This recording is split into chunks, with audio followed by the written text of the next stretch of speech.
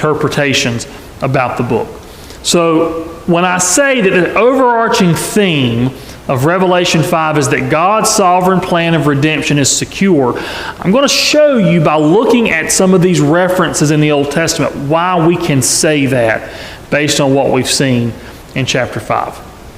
Now, the image that John sees here, the vision that he sees is still in heaven. He's still seeing into the throne room of heaven. And the first thing he sees here in chapter 5, he says, I saw in the right hand of him who was seated on the throne a scroll.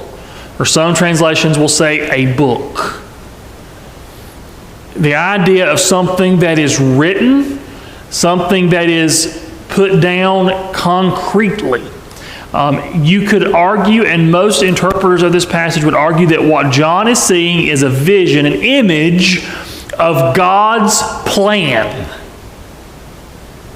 I try to visualize things, and you kind of make mistakes when you do this, but I kind of remember seeing movies and TV shows or different things. When they're building a house, the architect will have rolled up blueprints, and they'll walk around with all that.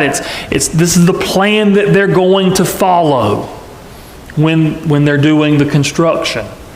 The scroll, the book that we see here in heaven, we don't know the actual identity of what that book is, but based upon what comes later in the book of Revelation, what we see here is that in this book is written God's plan of redemption and judgment. That this is what's written down. And it's sealed.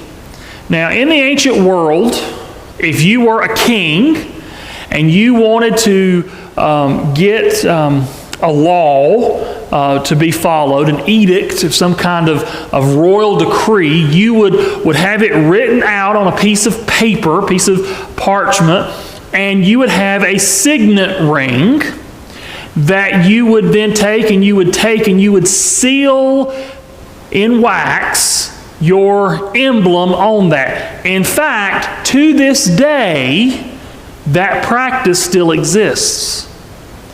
A little known, little tidbit of trivia, if you are interested to know this. If you remember back to your high school civics class, Congress passes the laws, right? The president either signs or vetoes the laws, right? At what point do the laws actually become legal? Ever wondered that? It's not the moment that the president signs it. The moment laws of the United States become legal is when the Secretary of State or someone in the Secretary of State's office affixes the Great Seal of the United States onto official documents, treaties, bills, whatever. At that moment, they're official. Okay? It's kind of a secondary kind of little check on things. It's just a mentality that governments have had over the centuries. So when we talk about this book being sealed, it's sealed because it is secure. Now, if you were in the ancient world and you got an edict from the king that was sealed, you could tell it was official, but you'd have to break the seal to see what's in there. And not just anybody could break the seal. Someone who had been deputized by the king could break the seal because you didn't want your edict, your decree to be tampered with.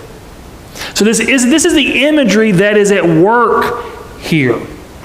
And so there's this book, the scroll that's written. It's secure because it is sealed, but the problem is that it's sealed. And it's sealed with 7 seals. And 7 throughout the book of Revelation is the number of completion. So this is the idea that this is sealed securely.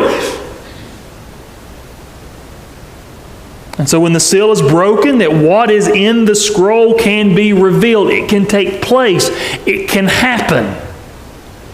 But the seal has to be broken. And the problem is no one is worthy to break the seal.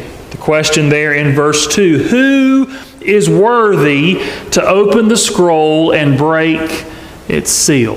Who is worthy to let the plan of God be known?